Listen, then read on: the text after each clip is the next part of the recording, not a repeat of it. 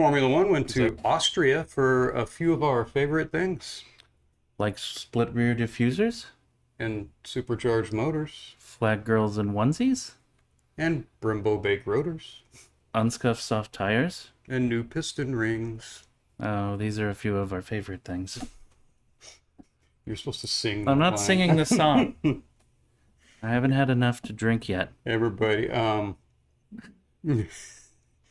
one of the commentators said he made a Sound of Music reference with, so-and-so is in 16th, going on 17. So that was the best. They always do the Sound of Music references when they go to Austria. Is there anything else? Well, I guess they can't do Hitler references. That's not quite. We did it last week. Hitler picked us first, Grand Prix. That would be Austria. Well, it was another McLaren day in Austria, with Lando finally not choking, followed by Pastry and Leclerc. I noticed the announcers whined a lot about the heat, so I'm guessing it was, like 84 Fahrenheit? Probably 84, maybe even 80. I don't know. How does it get hot in Austria? The sun's out for more than 10 minutes, and all the English people think it's like a blistering desert, apparently. You know what? Are we going to get demoted on YouTube for saying Hitler? Oh, probably. We might want to blank that out. Can you make it different? We'll do the Notre Dame version. Histler. That sounds better. Well, the race began like the Harris campaign, with an aborted start. Carlos Sainz was fire, literally, as his brakes ignited and burned on his Williams, forcing him to retire early. Now you're sounding like the Biden campaign. Fire in an early retirement. Yep. There was a lot of Italian hope with Leclerc starting second, but he immediately gave second place to Pastry on turn one. Immediately. It looked like he wasn't even trying to keep second position. Mercedes continued its Red Bull revenge tour with Kimi sending it into turn one and crashing Max right out of the race. That was a move worthy of Maldonado. Just full send. Yeah. Oh, my brakes locked up. Sorry. He should have saved it for the Netherlands race. Lewis Hamilton promised to give him a present for taking Max out after. There's still people in England that haven't forgiven Formula One for letting Lewis lose that championship. Heaven forbid he got 8 instead of 7. Well, by lap 11, McLaren had already gapped the field, leaving Ferrari fans to dream about the Schumacher years. And at that point, Ferrari was lifting and coasting in order to avoid plank wear on their car. I don't get that. Why can't you do something so that you don't have to avoid plank wear? Like lifting the car up just another centimeter? Just a smidge? Just a smidge. Yeah. Or don't go all over the curbs. So they're afraid they're going to get another DQ for having their planks too thin by the end of the race from scraping them on the ground or the curbs. Sounds like you should fix your car. Yeah. All the other cars seem to be fine. That was the famous line from Christian Horner and the fix your effing car. That could be a shirt. Lap 17, the other Williams car was retired out of the race for, I don't know, being a Williams. He parked it. They never really told us what happened to Albon's car, but... I don't know. After that spectacular showing from Sainz where the brakes just decided to lock up and catch on fire. Yeah, bad day for the English crew in Austria again. Once again. Yeah. By lap 27... Ferrari pits its drivers into traffic again. Don't they have software or something? Math? You just sort of look at where the traffic is and see how you'll come out. But no, we don't look ahead that far. That's too much. It seems like some simple mathematics could solve that problem. Good job, Ferrari. If only there was someone in charge to do it. Yeah. Lap 31. Yuki spins Pinto for a nice little time penalty. Yuki in the cursed car, outdriven by Lawson in the Red Bull Junior again. Yuki was demoted from the Red Bull Junior to the Red Bull Senior team because the car is undrivable if you're not 6 foot tall and Dutch, apparently.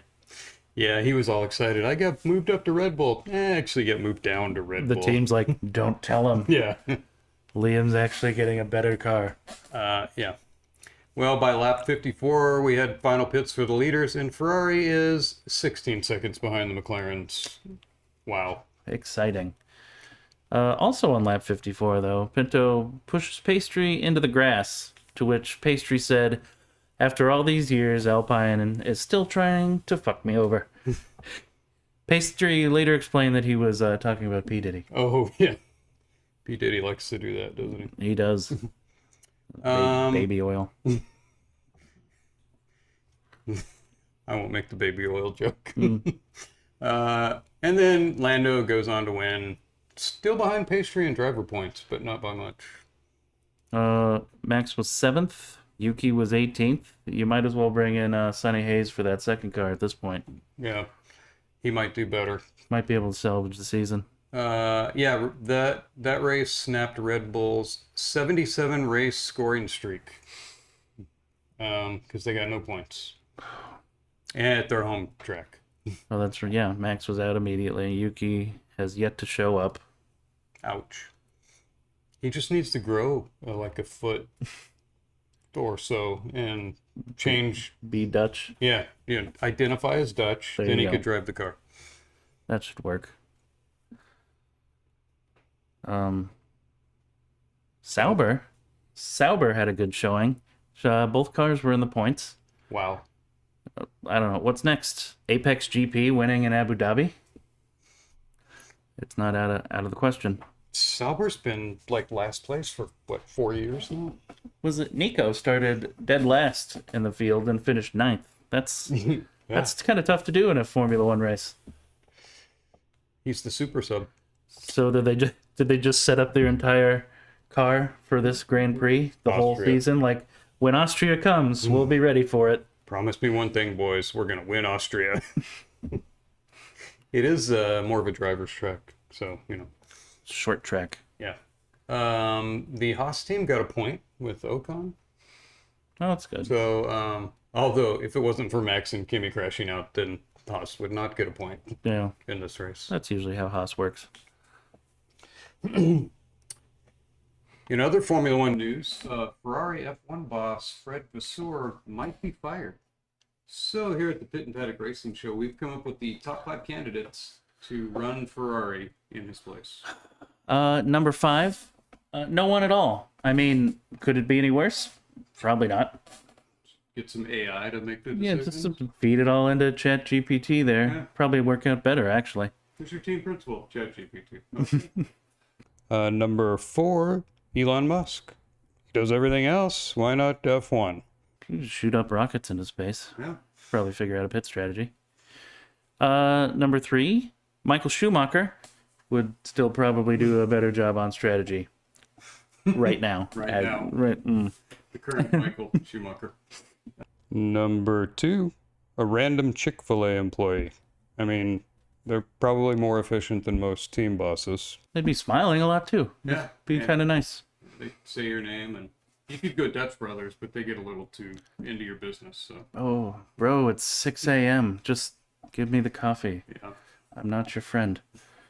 Number 1, the Italian guy from F1 TV. Yes. I think that would be press conferences would be delightful. Yes. I'm down with the Italian guy. He seems to love Ferrari. That's true. He can't do any worse. Next up, F1 heads to merry old England for the Pakistani Grand Prix. Promoters will be handing out keffiyehs and prayer mats at the entrance for when you go in. That's good. The race begins with a land acknowledgement that the ground used to belong to English people. Are they going to stop the race at noon for prayers? Yes. They're, like NASCAR.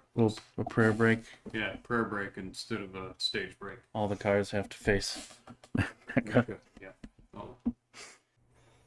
And remember, this is Great Britain. If you disparage the quality of racing on social media, you will be arrested. It's true. Do not make any comments about the racing quality.